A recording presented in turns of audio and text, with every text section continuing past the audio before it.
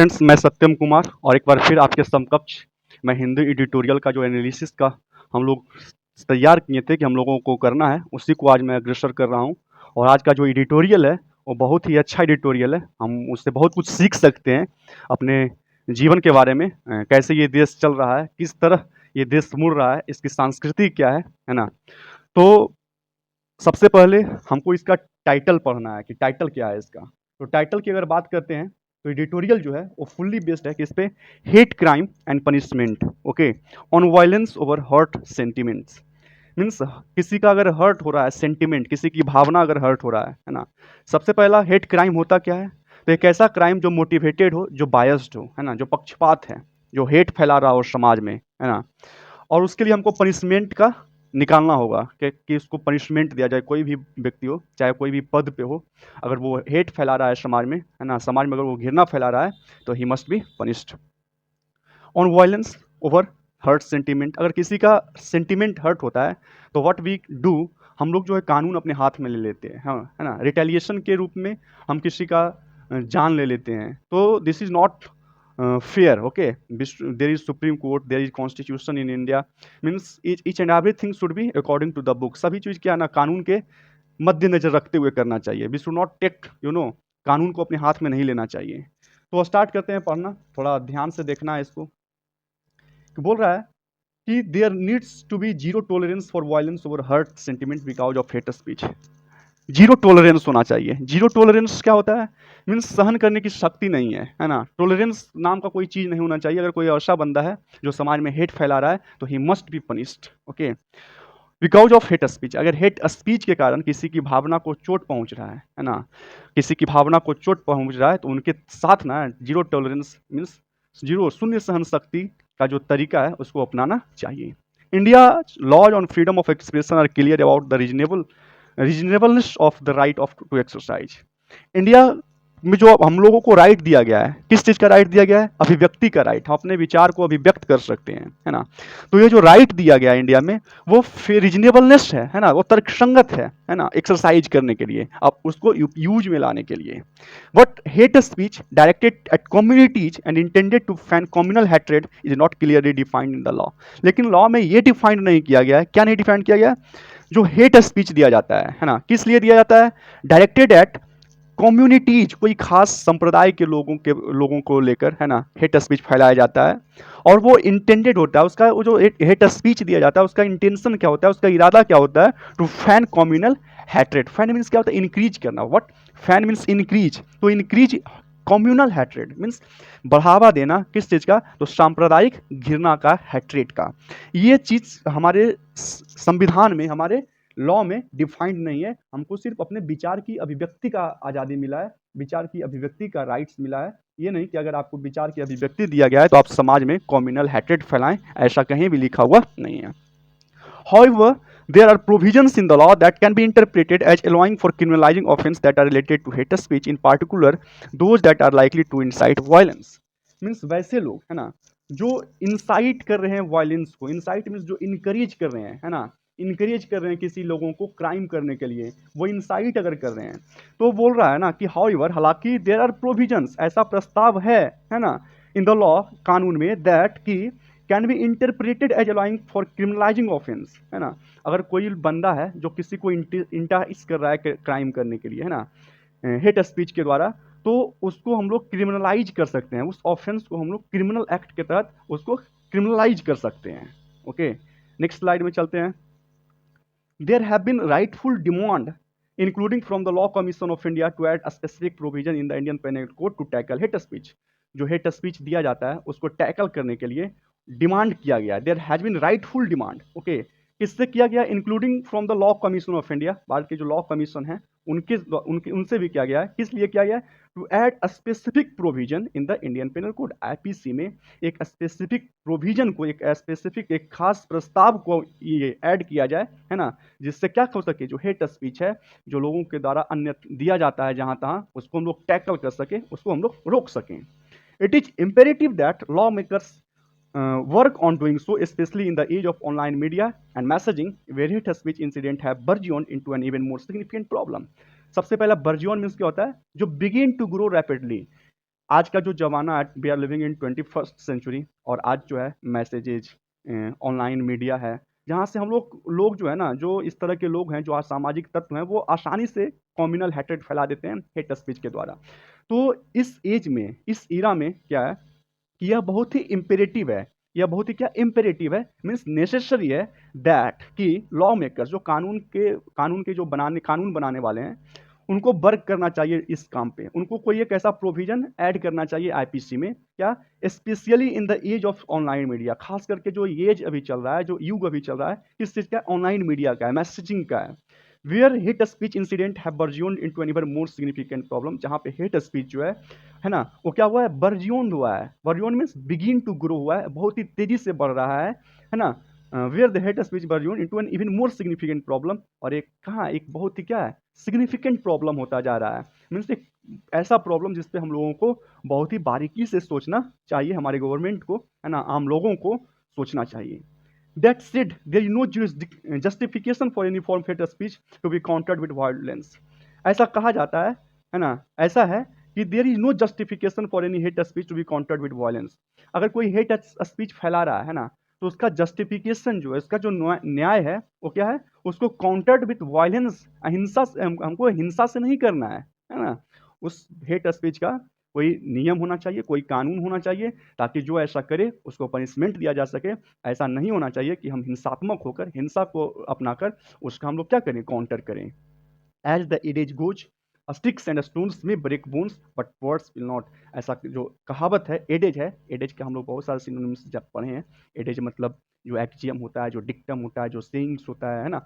तो जो एडेज है, जो सेइंग्स है, क्या है कि जो sticks and stones may break bones, जो स्टिक्स है ना, जो डंडा है या फिर जो स्टोन्स है, वो हमारे बोन्स को, हमारी हड्डियों को तोड़ सकता है, लेकिन जो वर्ड्स है, वर्ड्स विल नॉट। यानी कि सिर्फ कानून बना देना, है ना, उसको इम्प्लीमेंट अच्छे से नहीं करना, that's not good, that's not fair.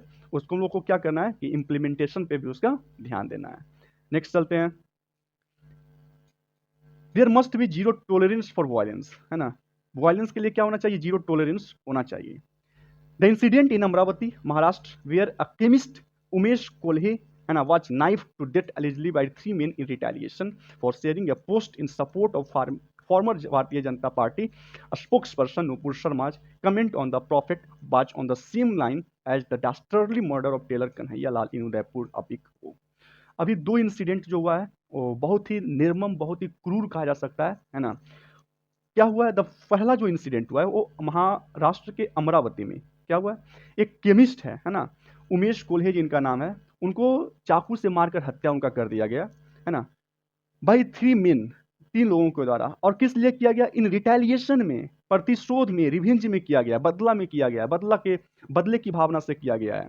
और क्या हुआ जो बदला वो लेना चाहते थे, तो ये हुआ कि for sharing A post in support of, है ना, एक नुपुर शर्मा जो है, मुस्लिम के जो प्रॉफिट होते हैं, उनके जो गुरु होते हैं, उन पे एक कमेंट दिया गया था नुपुर शर्मा के द्वारा, है ना, जो बीजेपी के एक स्पोक्स पर्सन है, एक प्रवक्ता है, उन्हीं के द्वारा जो कमेंट दिया गया था।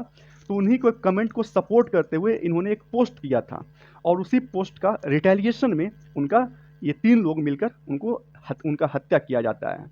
और उसी लाइन पे, है ना, एक और होता है on the same line as the dastardly murder, बहुत ही निर्मम क्रूर हत्या किया गया, मर्डर किया गया। किनका, एक टेलर है कन्हैया लाल इन उदयपुर अभी का वो। और उसी एंगल से, है ना, ये भी सपोर्ट करते हैं नुपुर शर्मा के कमेंट को, और फिर इनका भी एक बार उनका हत्या किया जाता है। In both cases suspect were incensed by the remark to violence as a counter to what they perceived as an insult to their religion.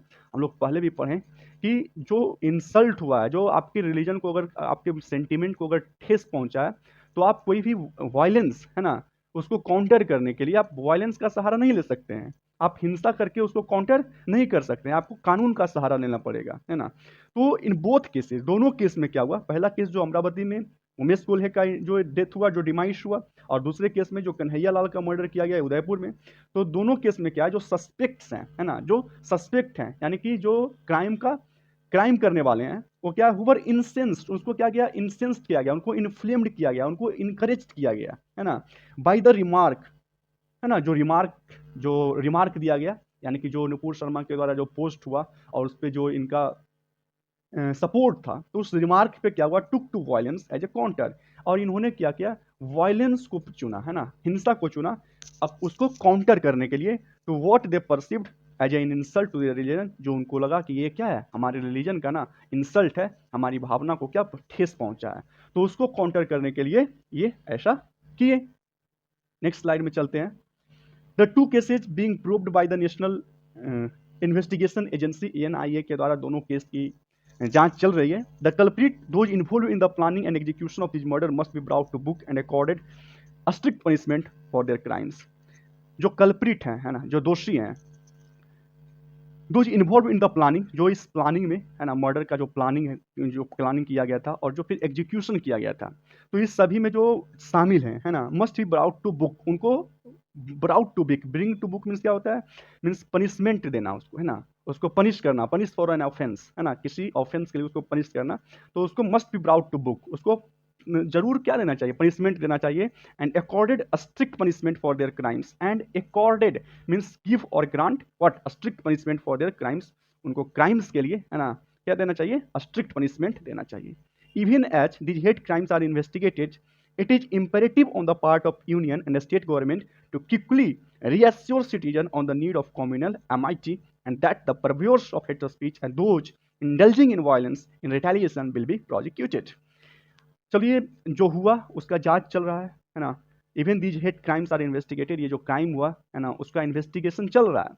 It is imperative on the part of union and state government, जो union government है ना, जो केंद्र की सरकार है, जो state की सरकार है, उनके लिए यह इम्पेरेटिव हो जाता है, यह नेसेसरी हो जाता है, क्या, टू क्विकली रिएश्योर सिटीजन, है ना, कि बहुत जल्दी, है ना, तेजी से, इन ग्रेट स्पीड, आप सिटीजन, भारत के जो नागरिक हैं, उनको रिएश्योर कीजिए, उनको आश्वासन दीजिए, है ना, क्या आश्वासन दीजिए, on the need for communal Amity, सांप्रदायिकता, है ना, सांप्रदायिक फ्रेंडलीनेस का जरूरत है, फ्रेंडली रिलेशन होना चाहिए प्रत्येक कम्युनिटीज में, है ना, तो उसका रिएश्योरेंस दीजिए, आपका उसका एश्योर कीजिए लोगों को, and that the purveyors of hate speech, और जो परवेयर्स हैं, है ना, जो फैला रहे हैं हमारे समाज में हेट स्पीच को, जो स्प्रीड कर रहे हैं हेट स्पीच को, प्रमोट कर रहे हैं आइडियाज को, जो हेट फैलाए, है ना, तो उन लोगों को क्या करना चाहिए, दो indulging in violence and retaliation will be prosecuted, और जो इस तरह का काम कर रहे हैं, जो हेट स्पीच फैला रहे हैं समाज में, जो रिटेलिएशन के लिए वायलेंस को चुन रहे हैं, तो उनको क्या करना चाहिए, प्रोसिक्यूट करना चाहिए,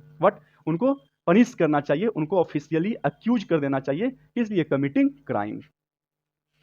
justice and the application of the rule of law should not only be seen to be done, हम पहले भी बात किए कि जो जस्टिस है, जो न्याय है ना, जो आप कानून बना रहे हैं, उनको सिर्फ किताब पे नहीं रखना है ना, उसको सिर्फ ऐसा नहीं दिखाना कि वह है, ऐसा नियम है, but there need to be proper implementation of that rule, है ना, उस रूल का प्रॉपर इम्प्लीमेंटेशन होना चाहिए, ताकि लोगों को आश्वासन दिया जाए, लोगों के मन में जो भय है उससे हम लोग निवारण पा सकें, है ना, आप सिर्फ कानून बना देने से कोई फायदा होने वाला नहीं है। वो ही बोल रहा है कि जस्टिस एंड एप्लीकेशन, जस्टिस और जो एप्लीकेशन आप कर रहे हैं, उस रूल का आप जो अप्लाई कर रहे हैं of the rule of law should not only be seen to be done, ऐसा नहीं होना चाहिए कि सिर्फ दिखे कि हाँ हो गया है, नियम बन चुका है, but needs to be applied in fair manner, लेकिन जरूरत क्या है कि उस सभी रूल्स को जो बनाया गया है उसको हम लोग फेयरली, है ना, बायस्ड होकर नहीं, फेयरली, है ना, क्या करें, उसको अप्लाई करें without prejudice for against specific community, किसी खास संप्रदाय के लोगों के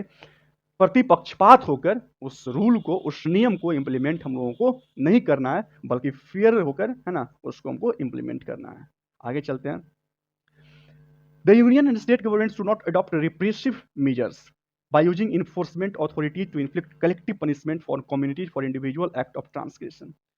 जो सरकार है, जो यूनियन गवर्नमेंट है, जो स्टेट गवर्नमेंट है, उनको कोई रिप्रेसिव एक्शन लेने की जरूरत नहीं है। किसके लिए रिप्रेसिव एक्शन मीन्स क्या, दमनकारी, है ना, जो इनहिबिट करे, जो रिस्ट्रेन करे पर्सनल फ्रीडम को, लोगों का जो अपना, है ना, फ्रीडम है उसको इनहिबिट करे, उसको रिस्ट्रेन करे, तो कोई ऐसा एक्शन लेने की जरूरत नहीं है ना। By enforcement authority to inflict collective punishment, है ना, कि समाज में कुछ ही लोग असामाजिक तत्व होते हैं, लेकिन अगर वो असामाजिक तत्व किसी नियम का ट्रांसग्रेशन करते हैं, मीन्स उल्लंघन करते हैं, है ना, तो पूरे समाज को उसका भुक्तभोगी होना पड़ता है ना।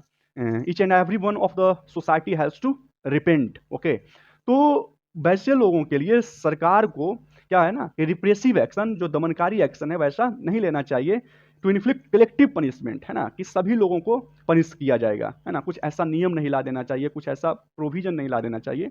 For individual act of transgression, कोई अगर खास व्यक्ति, कोई खास असामाजिक तत्व किसी खास संप्रदाय के या फिर कोई भी संप्रदाय के हो, वो ऐसा करता है तो ऐसा सरकार को नहीं करना चाहिए। Political parties of all huge, है ना, but specially those in power must refrain from fanning communal hatred. हाँ, खास करके जो पॉलिटिकल पार्टीज है, चाहे वो किसी भी कैरेक्टर के हो, किसी भी एस्पेक्ट के हो, किसी भी पार्टी के हो, इट डजेंट मैटर कि वो बीजेपी का हो या फिर कांग्रेस का हो, चाहे अन्य कोई भी पार्टी का हो, है ना। तो political parties of all hues specially those in power, लेकिन खास करके जो पावर में है, because he has the power to do something, okay, वो चाहेंगे तो कोई नियम, कोई स्ट्रिक्ट इम्प्लीमेंटेशन ऑफ रूल हो सकता है। तो खासकर उन्हीं को बोला गया है कि जो पावर में है ना। तो but specially those in power must refrain from fanning communal hatred, खास करके जो पावर में है उनको खास करके क्या करना चाहिए, रिफ्रेन करना चाहिए, अपने आप को एब्सटेन करना चाहिए, परहेज करना चाहिए कम्युनल हेट्रेड को बढ़ावा देने में। The in unevenness of government action has resulted in disenchantment among the Muslim, है ना। जो सरकार के द्वारा जो अनइवननेस है ना, सरकार जो लोगों को इवन तरीके से ट्रीट अगर नहीं करती है तो उसी का ये क्या है, रिजल्ट है ना। तो वही लिखा गया कि द अनइवननेस ऑफ गवर्नमेंट, है ना, गवर्नमेंट का जो अनइवननेस है ना, अनइवननेस है मीन्स जो क्वालिटी है, जो फैक्ट है, जो लेवल नहीं है, जो इक्वल नहीं है सभी कम्युनिटीज के लिए, has resulted in disenchantment among Muslim.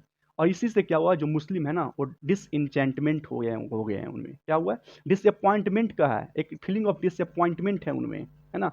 The action of few criminals among the community has endangered others, कुछ खास लोगों का, है ना, जो कुछ खास लोगों का जो एक्शन है, जो वो ट्रांसग्रेस करते हैं किसी नियम को, तो उनके कारण बाकी अन्य लोग जो है कम्युनिटी को, उनको भी इंडेंजर्ड कर दिया गया, उनको भी थ्रेटेंड कर दिया जाता है। It is unmistakable that the developing quagmire is related to the casual bigotry and the callousness of those who were in responsible position in the BJP. It is unmistakable, यह अचूक है ना, ये चूक नहीं है।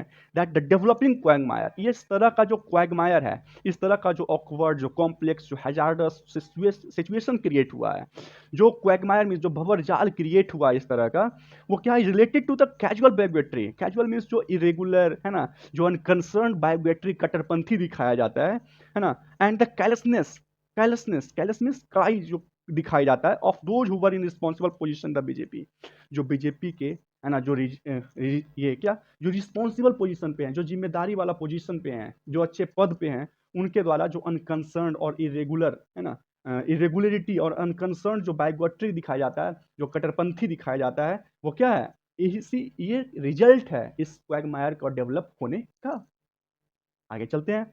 The government must reorient themselves now, time has come, अब समय आ गया है कि सरकार को, जो सरकार है उनको मस्ट रीओरिएंट होना होगा, है ना, एक फिर से नया होना पड़ेगा, फिर से चार्ज होना पड़ेगा, है ना, देमसेल्फ, उनको रिशेप होना पड़ेगा to the rule of law, है ना, and strict adherence to constitutional values, और जो संवैधानिक मूल्य है उससे क्या हुआ, एडहेरेंस, अटैचमेंट उनको लाना पड़ेगा। He must have adherence to what, constitutional values, उन लोगों को जो संवैधानिक मूल्य है उनके प्रति अटैचमेंट लाना होगा। And the as values as the secular fabric of the country must be preserve at all the cost. और हम लोगों को क्या है कि जो अभी सभी लोग जो संवैधानिक मूल्य को लेकर चलें, है ना, हिंसा को छोड़ दें, है ना, अहिंसा का पुजारी बने, तो जो सेकुलर फैब्रिक है ना, जो सेकुलर स्ट्रक्चर है ना, जिससे मिलकर हमारा जो देश है वो सेकुलर बना है, उसको क्या हो, उसको प्रिजर्व करके रखना होगा, उसको बनाए रखना होगा एट एनी कॉस्ट, किसी भी कीमत पे। तो आज का ये रहा एडिटोरियल, आशा करते हैं कि आप लोगों को ये समझ में आया होगा। और इसी तरह हम आगे एक और एडिटोरियल बचा हुआ है जो क्रिकेट पे आधारित है ना, तो उसको भी हम लोग देखेंगे, बने रहिएगा। Thank you, have a nice day, bye bye.